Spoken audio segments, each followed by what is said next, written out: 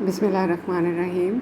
अस्सलाम वालेकुम। Second year हम लोग चैप्टर नंबर 3 नेचुरल वेजिटेशन की रिवीजन कर रहे थे। उसका क्वेश्चन नंबर 1 हम लोगों ने रिवाइज़ कर लिया था। आज हम क्वेश्चन नंबर 2 को दोबारा से डिस्कस करेंगे। The question number 2, explain the suitable factors for the growth of the natural vegetation. Firstly, we will define the natural vegetation, definition of the natural vegetation. ये हम लोगों ने पहले भी पढ़ी हुई है। Plant communities emerge in natural surroundings with the interaction of the relief, climate and the soil, primarily due to the nature rather than the human economic activities are called the natural vegetation. ठीक है, natural vegetation क्या है कि जो plant communities हैं उनको अपनी natural या कुदरती किसी भी मैशत के कुदरती हालात के अंदर वहाँ के मौसम, वहाँ के मोहल्ले वक़ू के मुताबिक और उसके अंदर जब ह्यूमन एक्टिविटीज़ को ऐड कर लिया जाता है, इंसानी कोशिशों को जब शामिल कर लिया जाता है तो उसको नेचुरल वेजिटेशन कहा जा रहा होता है। Suitable factors for the growth of the natural vegetation के सूटेबल होते हैं जो कि फेवरेबल होते हैं। ठीक है, suitable factors for the growth of the natural vegetation को बढ़ाने के लिए क्लाइमेट या मौसम सबसे इम्पॉर्टेंट फैक्टर होता है जो कि किसी भी इलाके की नेचुरल वेजिटेशन, जंगलात को बढ़ाने का बायस बन रहे होते हैं। इसमें टेम्परेचर या दर्जा हरारत सबसे अहम फैक्टर होता है। Temperature plays an important role in the growth of the natural vegetation. Moderate temperature is really suitable for the growth of natural vegetation.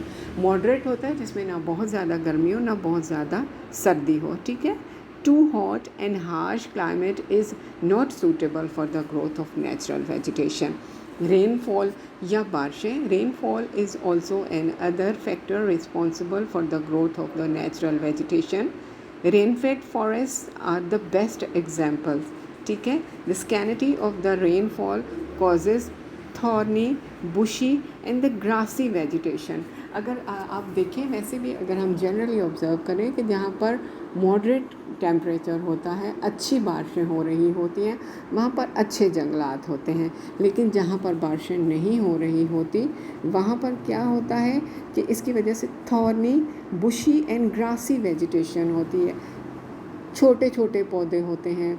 Bushes क्या होती हैं? झाड़ियाँ होती हैं। थॉर्नी जो पतले पतले ट्रेंड्स में लगे होते हैं, बहुत घने जंगलात नहीं होते जहाँ पर के बारिशें हो रही होती हैं। और ग्रासी वेजिटेशन होती है जहाँ पर के घास फूस होती है ज़्यादातर। ठीक है, तो क्लाइमेट बहुत इम्पॉर्टेंट फैक्टर है, मौसम, और मौसम के अंदर टेम्परेचर एंड रेनफॉल आ जाता है। दूसरा है सॉइल, किसी इलाके की सॉइल या मट्टी। Soil is also another factor for the growth of the natural vegetation. Different types of the soil effect the growth of the plants. ठीक है, देखिए हम जनरली भी जब देख रहे हैं कि जिस इलाके की जैसी जैसी ज़मीन या मट्टी होती है वहाँ की वैसी वैसी पैदावार होती है। जो बहुत ज़्यादा गर्म या रेतले इलाके होते हैं वहाँ पर अलहदा पैदावार होती है। जो सरसब्ज या ज़्यादा बारिशों वाले इलाके होते हैं वहाँ की ज़्यादा पैदावार होती है। ठीक है, तो इसलिए जो सॉइल है वो बहुत इम्पॉर्टेंट फैक्टर है for the growth of the natural vegetation. Equatorial distance क्या होता है कि कितना डिफरेंस पाया जाता है, कितना फासला पाया जाता है। तो equatorial distance also effect the growth, type, distribution and nature of the natural vegetation. Because जो इक्वेटोरियल डिस्टेंस के जो मोहल्ले वक़ू के हिसाब से जो इलाके ज़्यादा ठंडे होते हैं, जो ज़्यादा नज़दीक होते हैं इक्वेटोरियल लाइन के, वहाँ पर डिफरेंट पैदावार हो रही होती है, और जो ज़्यादा डिस्टेंस के ऊपर मौजूद होते हैं वो डिफरेंट पैदावार दे रहे होते हैं। Physical features are also important factor which can affect the growth, distribution and type of the forests. Plain areas, plateaus and mountains have different types of the natural vegetation. Steep slopes are not suitable while the gentle slopes are suitable for the plant growth. Steep slopes क्या देखें, जो बहुत ज़्यादा तिरछे और जो straight, steep क्या होते हैं? स्ट्रेट होते हैं, सीधे होते हैं, वहाँ पर अच्छी फसलें नहीं हो सकती हैं। लेकिन जो प्लेन एरियाज़ होते हैं, हमवार सतह होती है, जो प्लेटूज़ होते हैं, प्लेटूज़ क्या होते हैं, पहाड़ों के दरमियान जो प्लेन जगह होती है, जो सरफेस होती है, वहाँ पर सूटेबल होती है नेचुरल वेजिटेशन। लेकिन जो स्टीप एरियाज़ होते हैं वहाँ पर नेचुरल वेजिटेशन बेहतर नहीं हो सकती। एल्टीट्यूड, ऊंचाई कितनी है, altitude also effects the distributional pattern of the natural vegetation. The density of the natural vegetation increases with the change of the altitude. Altitude change the nature and the type of the vegetation also. ठीक है जी। उसके अलावा sunlight या सूरज की रोशनी भी एक बहुत अहम फैक्टर होती है जो कि नेचुरल वेजिटेशन को इफ़ेक्ट कर सकती है। जहाँ पर मॉडरेट टेम्परेचर होता है, ठीक है, सनलाइट भी मुनासिब होती है, वहाँ पर ज़्यादा नेचुरल वेजिटेशन होती है। और जहाँ पर सनलाइट बहुत कम होती है या बहुत ज़्यादा होती है, वहाँ पर भी नेचुरल वेजिटेशन डिफरेंस होती है। तो sunlight is important factor for the photosynthesis and in this process plant made the process for their natural growth. So the sunlight affect the density and the growth of the natural vegetation. Photosynthesis का process क्या होता है? Photosynthesis is the process in which the plants are taking the carbon dioxides and they are accelerating the oxygen. ठीक है, photosynthesis का process यही होता है ना कि वो एनवायरनमेंट में से कार्बन डाइऑक्साइड को एब्जॉर्ब करते हैं पौधे और उसके मुकाबले में ऑक्सीजन को निकाल रहे होते हैं।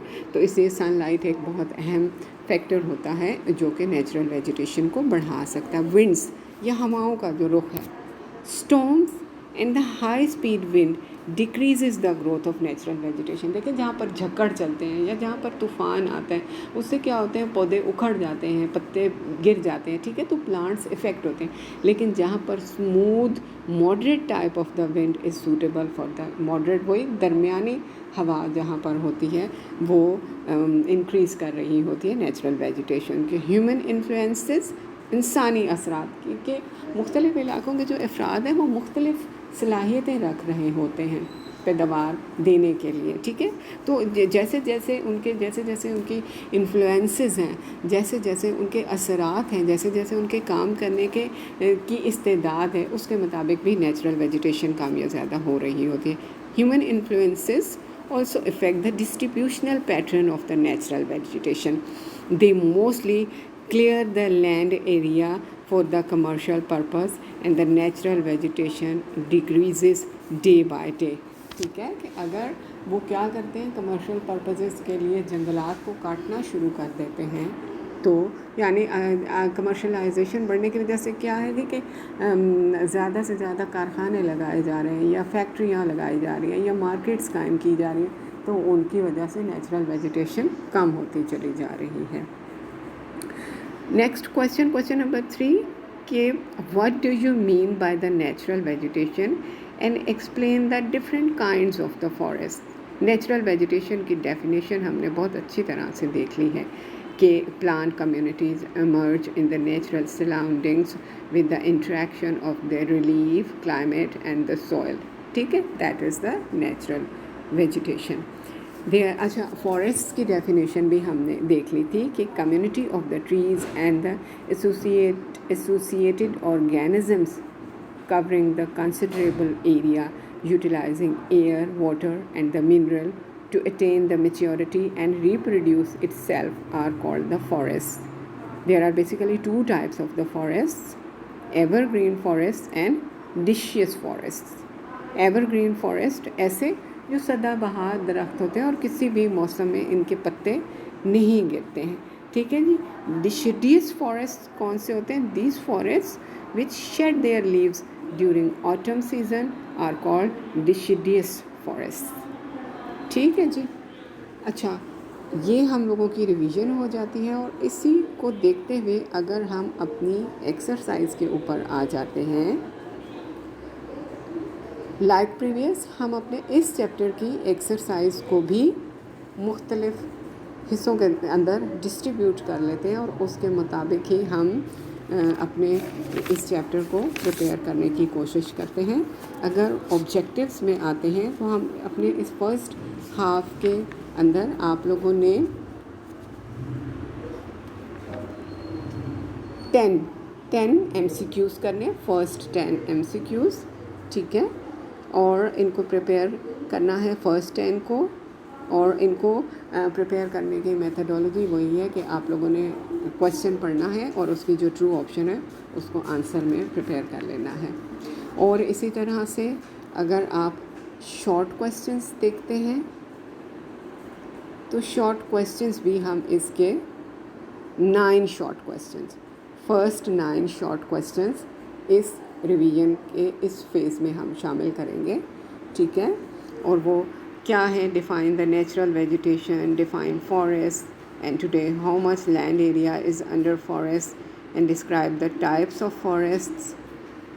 उसके अलावा types of evergreen forests, name the types of deciduous forests where the equatorial evergreen forests are found, describe the characteristics of tropical evergreen forests।